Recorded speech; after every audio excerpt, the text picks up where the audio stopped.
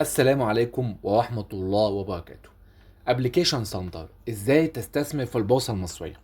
ببساطة شديدة جدا، انا النهاردة استثمرت في 3 اسهم. اول حاجة الازموت جولد، تاني حاجة البوني اللي هي شركات اللي لسه نازلة جديد اللي هي بنيان للتنمية والتجارة، ده سعر السهم فيها 4 جنيه و34 قرش. استثمرت في شركة فوري اللي سعر السهم فيها بالظبط 12 جنيه و85 قرش.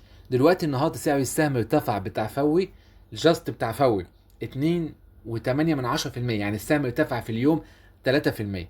هل ده مكسب للناس؟ مكسب للناس. السهم بيبدأ يطلع لحد 13 10 13 20. هسيب لك ان شاء الله لينك التسجيل في الابليكيشن اسفل الفيديو. الناس اللي حابه تستثمر في الابليكيشن، ازاي استثمر في البورصه المصريه؟ هتخش على اللينك تحت تسجل بياناتك عادي خالص وترفع بطاقتك الشخصيه عشان يتاكدوا ان انت صاحب الاكونت.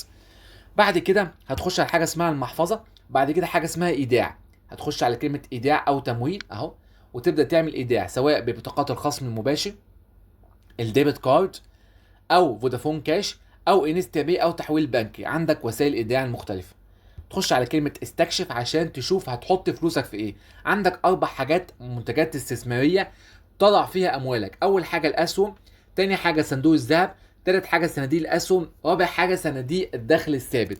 لو دخلنا على صناديق الاسهم على سبيل المثال هنلاقي هنا دي صناديق الاسهم. صناديق الاسهم دي بيديك النسبة المئوية في السنة 20%، 23%، 14%. اعلى صندوق هنا هو الصندوق اللي بيدينا 37%، اسمه صندوق بلوتون 100.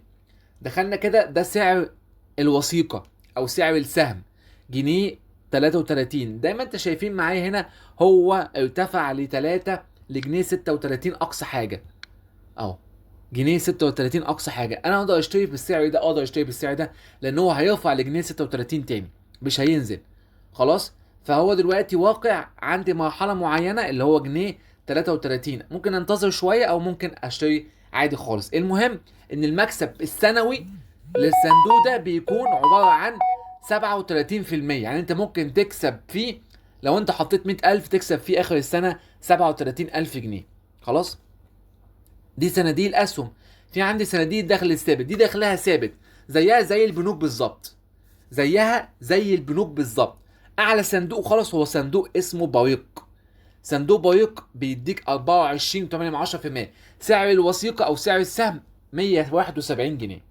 اللي عايز يشتري يا جماعه يشتري براحته، مفيش اي مشكله خالص. نخش على البيانات، دي بياناتك الشخصيه. تمام، او لا، دي مش بياناتك الشخصيه، دي بيانات الشركات اللي انت حابب تستثمر فيها. المفضله عندك الاخبار، عندك الرامبل، الناس اللي هم مشتركين في خدمه الرامبل. تمام. اتمنى ان شاء الله يكون الفيديو مفيد للناس اللي حابه تستثمر في شركه ساندر. تحت ابلكيشن هتلاقي تحت لينك الفيديو، خش سجل يا باشمهندس الناس اللي حابه تستثمر فلوسها في الابلكيشن. ازموت جولد هو الذهب الخالص. بيستثمر صندوق ازموت جولد في الذهب. خلاص. وذهب 24. طبعا ممكن ناخد نبذه عن بيانات الصندوق ورسوم الاستيراد وكل الكلام ده. الكلام طبعا كله موجود عندك في الابلكيشن. ماشي. ده سهم فهو دخلت كده عليه، مكسبي في السهم ده حوالي 25 جنيه او 30 جنيه. وصلت 50 جنيه على فكره عشان انا حاطط مشتري حوالي 86 سهم. فانت ممكن تشتري زيي وممكن تبدا تستثمر في الابليكيشن. الناس اللي حابه توصيات لاسهم معينه حابه تستثمر فيها ممكن تقول لي، لان في حاجه معينه او في نجاح في ساندر، ابلكيشن ساندر بس بطريقه معينه. خلاص. الناس اللي هتشترك فيه لازم يكون مشتركين في خدمه الرامبل.